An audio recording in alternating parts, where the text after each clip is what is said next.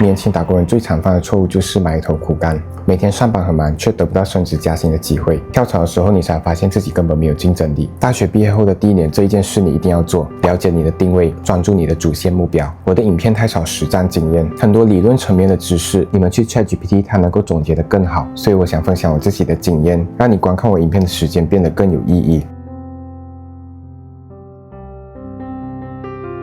我一直以来能考到好成绩的秘诀是我有很强的专注力，而这个超强的专注力带给我的坏处是我对外界的变化完全没有兴趣。你们可以理解为我总是沉浸在埋头苦干之中。我大学毕业之前的前1年，我就已经拿到了一个工作的 offer， 这个 offer 来自一个半导体设计公司，也就是我完成实习的公司，薪资5500块，对当时的我来说真香。为了这一份工作，我的2个选修课都选了半导体设计课程，2个选修课并没有让我对即将进入的行业有更深的了解。刚毕业的我并没有对未来的不确定性提前焦虑，但是今天我想给2年前的自己一个劝告：你一定要尽快了解你的岗位真正的工作内容。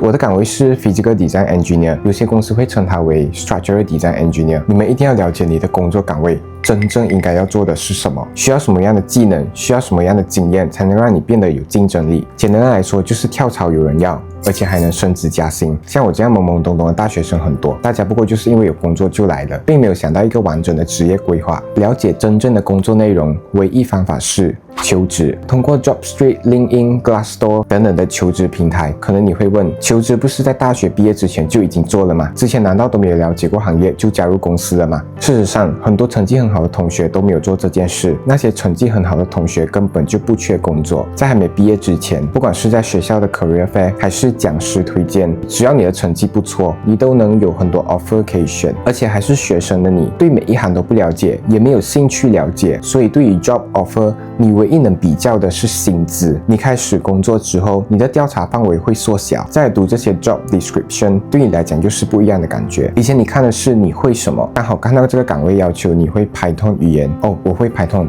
然后你就申请了。可是工作之后，你会开始看这个岗位的 job description， 里面要求的东西是不是你在工作上碰到过的，比如软件、流程、技能。我指的是那种硬技能。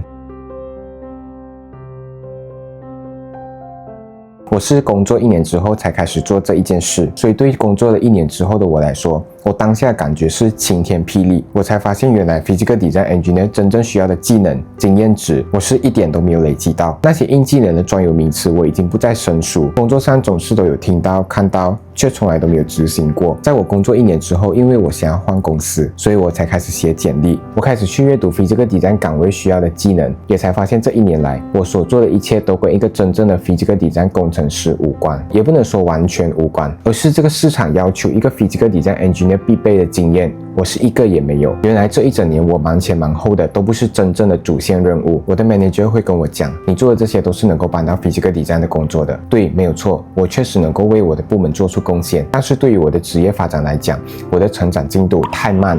了。我做了很多很特别的工作，也接触了很多 Junior Engineer 本没有机会接触的。这些额外的经验是有用的，但是市场对于一个 Junior Engineer 的要求不是这些额外的经验，而真正一个 Physical Design Engineer 要会的技能，我却不会。如果你没有一棵圣诞树，那么再多的装饰品都是没有用的。锦上添花从来都不是问题，但你不能只有花。我参加了一场面试，被面试官压着骂之后，我就停止了接下来所有徒劳无功的面试。我也发现原来埋头苦干是我的缺点，并不是讲埋头苦干不好，而是在专注做事的当儿，我应该要对外界的变化有所察觉，不然我将会总是处在后知后觉的状态，这将会对我的职业生涯埋下隐患。